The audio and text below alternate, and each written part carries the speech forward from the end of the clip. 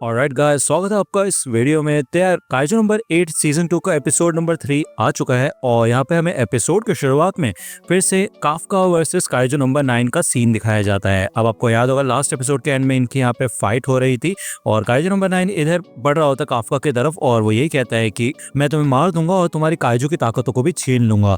यहाँ पे काफका फिर से ट्रांसफॉर्म होने की कोशिश करते हैं लेकिन भाई वो ट्रांसफॉर्म नहीं हो पा रहा होता है। ठीक है, कोई ना कोई तो इशू यहाँ पे हो रहा होता है। तभी यहाँ पे उसको बचाने के लिए किकोरू आ जाती है। ठीक है, और उसके बाद यहाँ पे हमें फिर से अभी का सीन दिखाया जाता है। ये काइजू यहाँ पे हील हो जाता है। किकोरू काफका से पूछती है कि क्या तुम ट्रांसफॉर्म नहीं हो पा रहे हो, तो काफका कहता है कि नहीं, मैं नहीं हो पा रहा हूँ। तो किकोरू कहती है अच्छा ऐसी बात है क्या, कहीं ऐसा काइजू नंबर 9 की वजह से तो नहीं हो रहा। तो यार किकोरू को ऐसा लग रहा होता है कि काइजू नंबर 9 यहाँ पे काफका को रोक रहा है ट्रांसफॉर्म करने से। ठीक है, तो किकोरू का यहाँ पे यही प्लान होता है कि वो कंटिन्यूसली उसके ऊपर अटैक करना शुरू करेगी और जब वो हील हो रहा होगा तब यहाँ पे काफका को ट्रांसफॉर्म होने का मौका मिल सकता है इन केस अगर नंबर 9 का इन सबके पीछे हाथ है और वो तुम्हें ट्रांसफॉर्म नहीं होने दे रहा है। तो यहाँ पे इनका ये प्लान बन जाता है। ये दोनों अलग अलग डायरेक्शन में भागना शुरू करते हैं। हमें दिखाया जाता है कि काइजू नंबर 9 अलग अलग स्प्लिट होकर इन दोनों के ऊपर ही अटैक करना शुरू कर देता है। यहाँ पे काफका को वो बहुत बुरी तरह से जख्मी कर देता है। इसके अलावा वो किकोरू को भी बहुत बुरी तरह से जख्मी कर देता है और ऐसा लगता है भाई किकोरू की तो वाट लग चुकी है। लेकिन भाई किकोरू यार बहुत ज्यादा ताकतवर है, वो यहाँ पे फिर भी हार नहीं मानती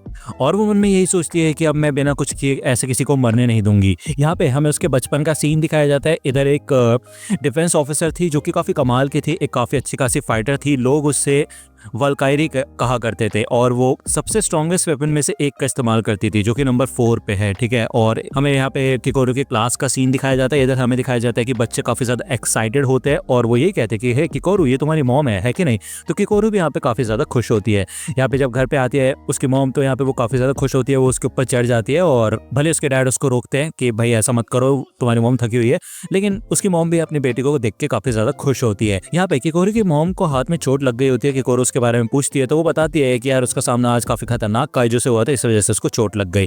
तो किकोरू यही कहती है कि मॉम मैं बड़े होकर डिफेंस फोर्स को ज्वाइन करूंगी और आपको प्रोटेक्ट करूंगी। ओके, तो उसकी मॉम कहती है ठीक है फिर, और कभी अगर तुम्हें जरूरत पड़ेगी तो मैं भी तुम्हें प्रोटेक्ट करूंगी। ओके, तो यहाँ पे हमें दिखाया जाता है कि वो अपनी मॉम के साथ ट्रेनिंग भी करती है और घूमती फिरती है। काफी अच्छी खासी मेमोरीज उसको याद आती है। लेकिन कुछ समय बाद यहाँ पे काइजू नंबर 6 आता है और वो काफी खतरनाक अटैक्स करता है। ठीक है, उसने पूरे शहर में डिजास्टर मचा दिया होता है जिस वजह से यहाँ पे काफी डैमेज भी पहुंचा होता है लोगों को।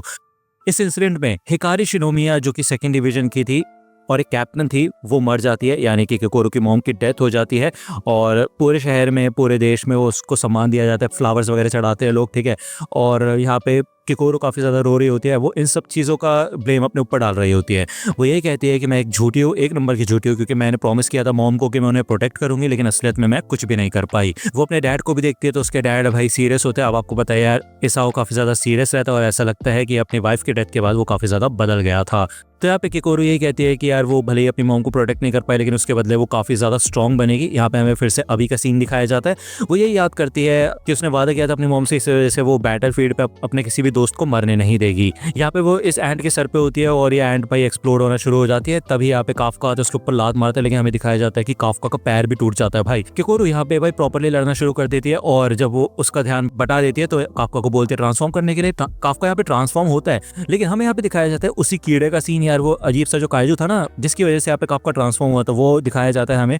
और जब काफका यहाँ पे ट्रांसफॉर्म होता है तो हमें दिखाया जाता है कि भाई वो किकोरू को ही मार देता है। किकोरू के अलावा उसने अपने सारे टीममेट्स को मार दिया होता है, जिसमें भाई इहारू भी शामिल होता है, उसके पूरे टीममेट शामिल होते हैं जो भी उसके स्क्वाड के थे, इवन मीना आशिरो भी शामिल होती है। ये सब देख के वो देखता है कि भाई उसके हाथ पे पूरा खून खून लग चुका है और तभी यहाँ पे दोबारा से उसकी ट्रांसफॉर्मेशन फेल हो जाती है। काफका को एक चीज समझ आ जाती है कि यार उसकी ट्रांसफॉर्मेशन ना होने की वजह काइजू नंबर 9 नहीं है। ये लोग यहाँ पे जो ऑफिस में बैठे होते हैं ये लोग यही कहते हैं कि अब इनका प्लान डी को अपनाने का समय आ चुका है, लेकिन नारुमी कहते हैं नहीं अभी नहीं, मैं किसी एक रुकी के ऊपर ये सब कुछ नहीं डाल सकता हूँ। यहाँ पे आपको याद होगा नारुमी का सामना भी काइजू नंबर 9 से ही हो रहा था। मुझे नहीं पता यार उसने अपने इतने सारे क्लोन कैसे बना रखे हैं। यहाँ पे उसका जो कॉम्बैट पावर होता है ना वो 98% तक अनलीश हो जाता है और भाई ये सच में काफी कमाल का है। इधर नारुमी इस एंट के ऊपर हमला करना शुरू करता है। ये एक ऐसी ब्लेड होती है जिससे भाई कटता तो है साथ में जलता भी है। ठीक है, यहाँ पे हमें दिखाया जाता है कि इस वेपन के अंदर यहाँ पे बुलेट्स का भी ऑप्शन होता है। तो ये काफ़ी यूनिक इक्विपमेंट है नारुमे के पास और ये अटैक्स यहाँ पे करने लग जाते हैं एक दूसरे के ऊपर। काइजू नंबर 9 किसी तरीके से यहाँ पे उसकी वीकनेस को पता लगा लेता है, उसके लड़ने के स्टाइल को पता लगा लेता है और आके उसको टैकल करना शुरू करता है। हमें दिखाया जाता है कि वो उसको कॉर्नर कर देता है, चारों तरफ यहाँ पे उसके बॉम्ब जैसे लगे हुए होते हैं और भाई ये सबके सब एक साथ करके एक्सप्लोड हो जाते हैं। ओके, यहाँ पे काफ़ी खतरनाक धमाका होता है। अब यहाँ पे हमें हेडक्वार्टर का सीन दिखाया जाता है। ये लोग यही बात करते हैं कि काइजू नंबर 9 का इन्फॉर्मेशन जो हमें मिली थी ना, उससे काफ़ी ज़्यादा चेंज हो चुका है।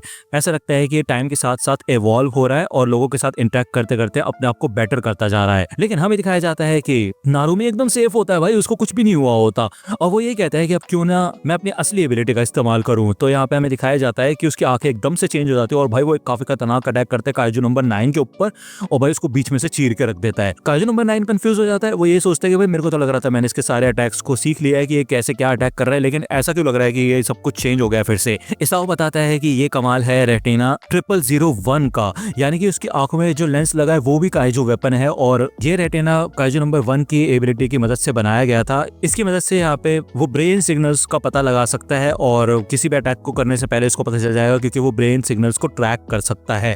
तो यहाँ पे वो फाइनली भाई बहुत खतरनाक तरीके से अटैक करना शुरू कर देता है काइजू नंबर 9 के ऊपर और उसकी पूरी तरह से वाटी लगाना शुरू कर देता है। ठीक है, यहाँ पे उसको उसका कोर मिल जाता है, एंट के अंदर होता है, वो इस कोर के ऊपर हमला करता है और उसको भाई पूरा ही काट के रख देता है। ठीक है, यहाँ पे उसके बुरी तरह से चिथड़े उड़ जाते हैं और ऐसा सोचता है कि अब तुम्हारी बारी है काफका हिबिनो। हमें दिखाया जाता है बेचारी किकोरो यहाँ पे संभालने की कोशिश कर रही होती है पूरा सीन, लेकिन यार काइजू नंबर 9 उसका वेपन तो तोड़ ही देता है, साथ में यहाँ पे काफका और किकोरो की भी बाट लगा के रख देता है। भाई काफका तो यहाँ पे बुरी तरह से घायल हो जाता है और वो यही बोलता है कि उसको काफी ज्यादा डर लग रहा है, इस बात का डर लग रहा है कि वो अपने काइजू को आउट ऑफ कंट्रोल ना कर दे। ठीक है, उसका कंट्रोल ना छूट जाए अपने काइजू से और इस वजह से वो अपने कॉमरेड्स को ना मार दे। ये मेरे खुद के अंदर का डर है। तो ये बात किकोरो सुन लेती है और वो कहती है अच्छा ऐसी बात है क्या। तो यहाँ पे वो उसको प्रोटेक्ट कर रही होती है, वो आगे बढ़ती है अटैक करने के लिए। वो ये कहती है कि मेरे को हल्के में मत लो, समझे। यहाँ पे वो सारे कॉमरेड्स का नाम लेती है। वो ये कहती है तुम हम सबको ऐसे हल्के में नहीं ले सकते क्योंकि हम डिफेंस फोर्स के ऑफिसर्स हैं। तो यार ये बात यहाँ पे रियलाइज करता है काफका कि यार ये लोग सच में काफी ज्यादा स्ट्रॉन्ग कूल लोग हैं, तो यार वो इनको ऐसे हल्के में कैसे ले सकता है। ऑब्वियसली बात है अगर वो आउट ऑफ कंट्रोल हो भी जाता है तो ये लोग उसे संभाल ही लेंगे और ऐसा कोई चांस नहीं बनता कि वो किकोरो को जान से मार दे। तो यहाँ पे वो फिर से कॉन्सेंट्रेट करता है और ट्रांसफॉर्म हो जाता है और फाइनली ये ट्रांसफॉर्मेशन सक्सेसफुल होता है। तो यार किकोरो एकदम चैन की सांस लेती है और वो ये कहती है कि तुम हमेशा लेट ही आते हो, काफका ही बनो। तो यार इन सबको इन्फॉर्मेशन मिल जाती है कि काफका ट्रांसफॉर्म हो चुका है काइजू नंबर 8 में। नंबर 9 ये कहता है कि फाइनली तो तुम ही हो काइजू नंबर 8। यहाँ पे वो बुरी तरह से चीखना शुरू करता है जिस वजह से जितनी भी एंट्स मरी हुई होती है ना वो फिर से उठ के जिंदा होने लग जाती है। अब यार ये जो एंट होती है जिसके ऊपर काइजू नंबर 9 होता है उसके पंख भी आ जाते हैं। ठीक है, तो यार काफका इधर किकोरो को कहता है कि यार वैसे देखा जाए तो मेरे को अपने ऊपर इतना भरोसा नहीं था, लेकिन सच बताऊं तो मुझे तुम लोगों के ऊपर 100% भरोसा है। तो क्या मैं ये बाकी सारी एंट्स तुम्हारे ऊपर छोड़ सकता हूँ। तो किकोरो कहती है अच्छा तो तुम चाहते हो कि मैं इन लल्लू पंजुओं को संभालूं, ठीक है फिर, लेकिन उसके बदले तुम्हें जीतना होगा वरना मैं तुम्हें खुद मार दूंगी। तो यार ये दोनों अपने अपने रास्ते निकल जाते हैं। यहाँ पे फाइनली काफका आगे बढ़ता है इसके ऊपर अटैक करने के लिए। हमें दिखाया जाता है इस एंट के यहाँ पे ये पंख भाई अजीब ही तरीके की शेप ले लेते हैं, लेकिन भाई काफका चीर फाड़ के इसके अंदर का कोर निकाल लेता है और बेसिकली ये कोर काइजू नंबर 9 नहीं बल्कि इस एंट का होता है, उसकी भी वो वाट लगा देता है। जिसके बाद यहाँ पे भाई फाइनली वो इसके ऊपर बुरी तरह से अटैक करना शुरू करता है और एक बिल्डिंग के ऊपर आके कूदता है। ठीक है, वो ये कहता है कि वो आउट ऑफ कंट्रोल हो गया था ना, तो उससे उसको पता चला कि यार इस काइजू की एबिलिटीज कितनी ज्यादा खतरनाक और ताकतवर है और वो पूरे पोटेंशियल का भी इस्तेमाल नहीं कर रहा था। यहाँ पे वो आसमान में आता है और भाई अपनी पूरी ताकत से वो नीचे आता है इसके ऊपर अटैक करने के लिए। काइजू नंबर 9 भी ये देख के शॉक हो जाता है। वो यही कहता है कि पिछली बार से काइजू नंबर 8 बहुत ज्यादा बदल चुका है और कुछ तो चेंज हो गया इसके अंदर। हमें दिखाया जाता है कि भाई वो इस पूरे काइजू की फाट लगा के रख देता है और ये लोग भी शॉक हो जाते हैं देख के कि ये असली ताकत है काइजू नंबर 8 की। ये एपिसोड यहीं पे खत्म होता है। नेक्स्ट एपिसोड आएगा नेक्स्ट वीक। अगर आपको ये वीडियो पसंद आई हो तो लाइक करना, सब्सक्राइब कर लो अगर चैनल पे नए हो तो। मिलता हूं आपसे अगली वीडियो में, तब तक के लिए गुड बाय।